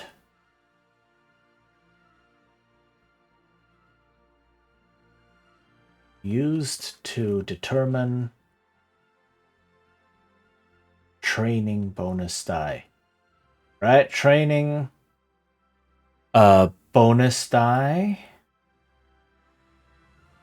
So the one additional die that a player can get for being trained in a task that they are doing. So you could be, say, a hacker, or you could be a I don't know, someone who's good at shooting, or you could be a driver, or you could be, I don't know, athletics focused or something, right? Depends on what you're looking for.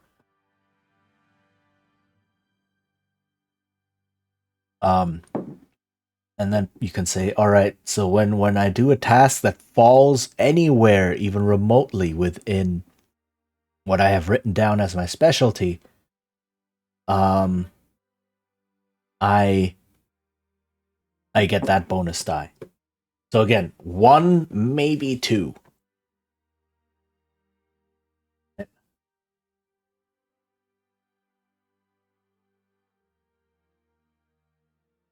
One, maybe 2. Okay. And then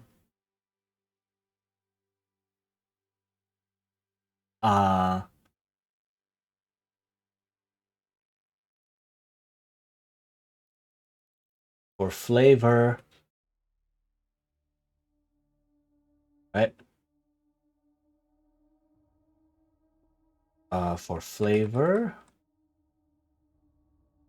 or things that can come up, so you get like how or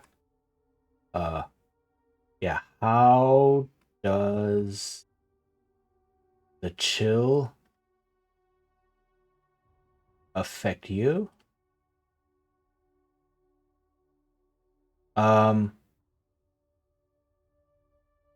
Things like background and contacts, right, etc., etc. Okay. Things I need to look at, what I can do right now. So still needed. What does overload actually mean? Overload. So what does overload actually do? Idea is PC discharges all their chill. Right? So something like a wave of cold, maybe something akin to ice magic, maybe you just completely become something like a robot and just very methodically do what you need to do. What that means is player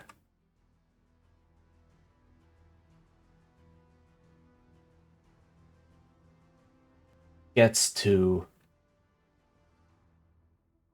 determine outcome of the scene.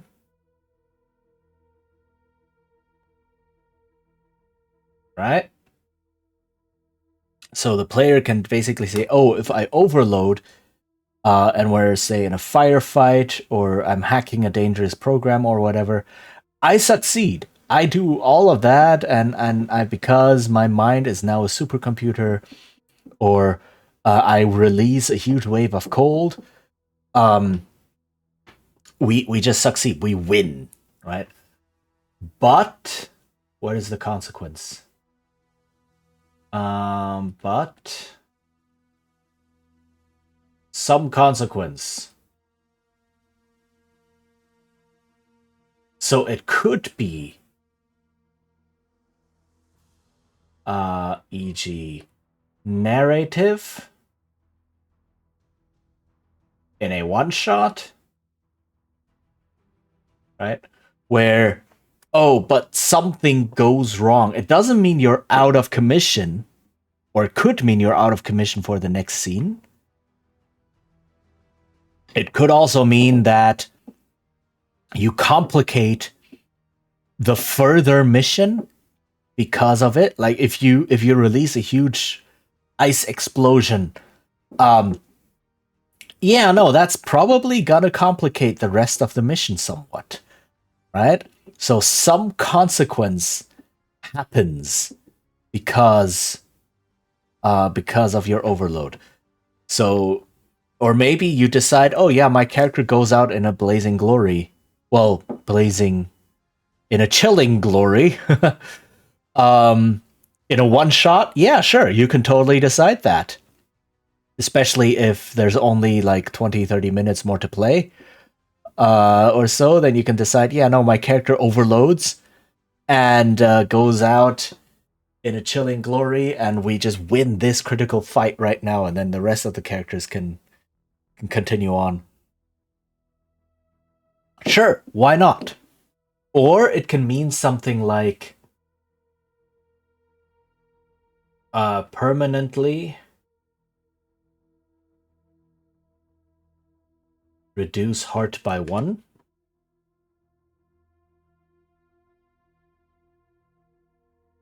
Which then would need, which is a longer game where heart can be recharged and where that matters, right? In a one shot, if you permanently reduce your heart by 1, it's like,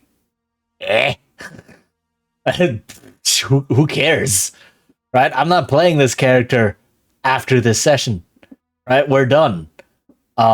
Any long-term effects like that don't matter. So the narrative immediate consequence, that is much more effective. Whereas in a longer form game, you can then say, yeah, no, my character is now permanently numbed. And it reduces my heart by 1. Which can totally be a thing in a longer game.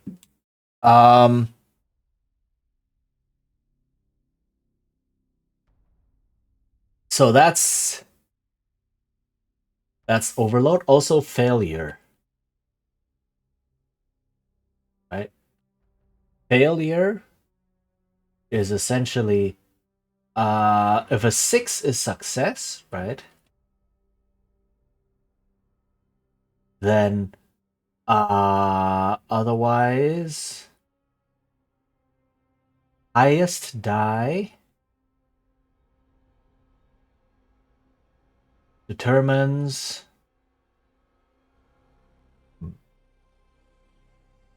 degree of failure. So if your highest die is, say, a 5, which is very close to a 6, you can say, okay, you just barely failed. Maybe things don't go bad. Maybe you got part of what you wanted, right? Things are looking okay. You can recover. If you roll a 2 as your highest die, then you really messed up. And if you rolled a 1 as your highest die, then you can say, yeah, no, this is a catastrophe. Things go really sideways. But yeah, you can use that to help determine how badly you messed up, right? If you don't get a 6. And then a couple of nice to have systems that I might not get the time to make within November. We will have to see. So one of them is heart recovery. This is a bigger system, so this could be something like in between missions, of course, if you're playing a longer form game. But I'm thinking about burning character traits to recover heart in play. So not between sessions or between missions, right? You're on a mission and you're saying, I need another heart point right now. So I burn a character trait to recover that. Something. I don't know yet. There are games that do this. Delta Green does that. Cthulhu Deep Green does something like that. I will have to see what I can do. Right. So you take. You're saying I need heart right now, otherwise I overload. But so in order to recover heart in a mission, you need to sacrifice something else. That could be something to consider. And then a solo mode / GM-less mode. I have never designed a game like this before. But, you know, this, I can imagine this to be... The game itself is simple enough that I can imagine adding something like this. And it would help me test if I have a solo mode, right? So, something like game is simple enough to add GM-less mode. Maybe based on playing cards. So, you know, the cards, the deck of cards, maybe not the full 52, maybe a subsection of the deck represents the mission, and you need to go through the mission, which is go through the deck of cards. There are multiple board games that do this as well. Welcome to the Dungeon is one that I'm thinking of right now. Where you build the dungeon out of the deck of cards. And then after that's done, you go through that deck of cards, which means the adventure is exploring the dungeon, right? So this system definitely exists, this kind of system. So that's something to look at.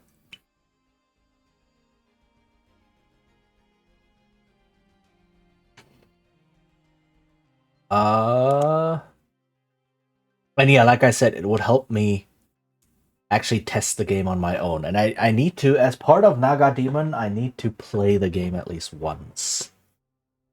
It's a bit difficult to find people to play with. So being able to solo test this with a solo system feels like not a bad path forward.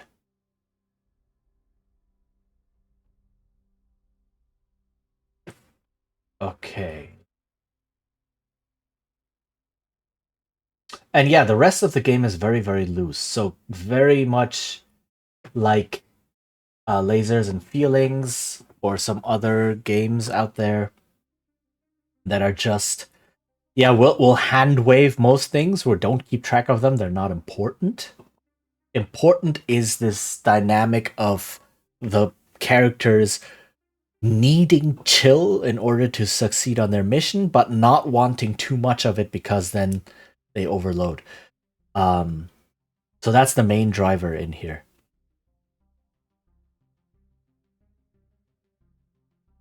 This is something like the 5th game I'm designing that has this kind of internal contrasting mechanic. I just love that so much. I love the whole, I want this, but also I don't want too much of this. Which, like, there's a reason Don't Rest Your Head is my favorite game, because it does that, and it does it really, really well. I want a lot of dice, but I also don't want too many dice, because then bad things happen to me. Like, either bad things of type A happen to me, or bad things of type B happen to me. And I need to choose. Right? And I love that kind of choice in games, and I love that dynamic.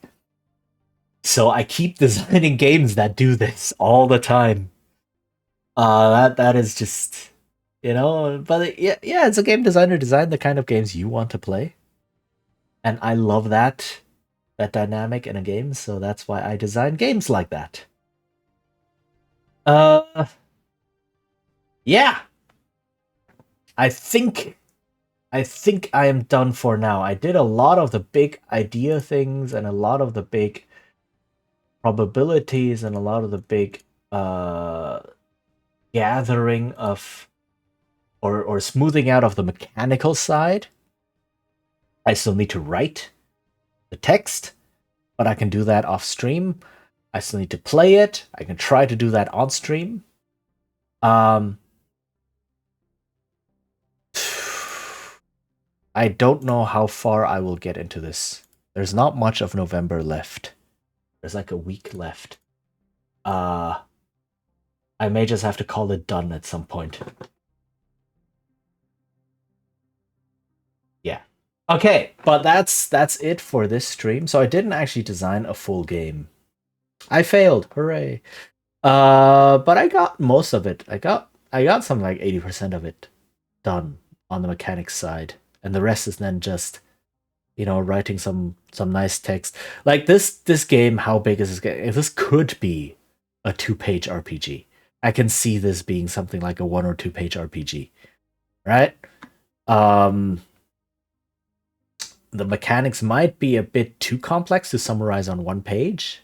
Maybe I will have to see how well I can phrase things. But yeah, I see this becoming a 1 or 2-page game. And then once that is done, I can look at, right, do I have the mental capacity and do I have the time to put in something like a solo mode? I'm not going to put in any long-term play things. Like, the heart recovery is less important than the solo mode to me right now. So I'll have to see if I can think of something clever, put that in there. Otherwise, I will just have to test it by myself and split myself into 2 or 3 people, essentially. But I think I'm enjoying the idea of the GM-less mode because you're fighting the system, right? That enhances the idea and the theme of you are fighting the system. The system here also being clever wordplay, ahaha, the game system. So yeah, I think I'm liking that more. I'll have to look at that. Okay. So yeah, I think that's it for now. 2.5 hours. Wow, not bad. So yeah, I do apologize again for basically the first 40 minutes or so of being on this screen and not showing anything of the stuff I was doing. That was such a blunder. I'm still embarrassed by that. I do apologize. So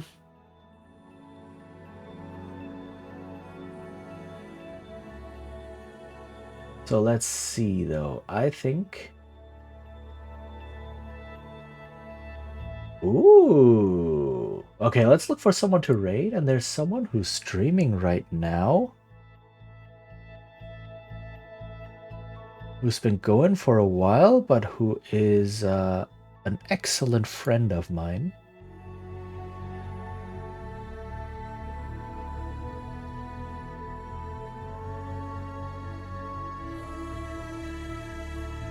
Sound not working?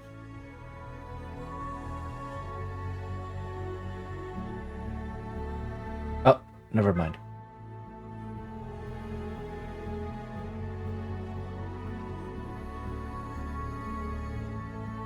Okay. Okay. So, let's go say hi to one of my oldest friends. No, my oldest friend in the streaming scene. Eel, who's also a mod on here. On this channel. So let's go Seal, who's currently playing World of Warcraft, I believe is World of Warcraft Classic. I do not know enough. But yeah, let's go say hi to Seal, who's excellent. Yes. Thank you all for being here. This was a very chaotic stream. This was a very scuff stream. But I think I managed to, get the whole game design thing done for now. And yeah. I feel more confident now that I'll be able to finish this game in November. So yeah. We'll have to see. Oh yeah, that's the goal. Okay. Should be back again next week with my normal schedule, etc. I'll post it on Blue Sky. It's also on Twitch. Yeah. I will hopefully see you all soon. Take care, stay hydrated, and bye-bye.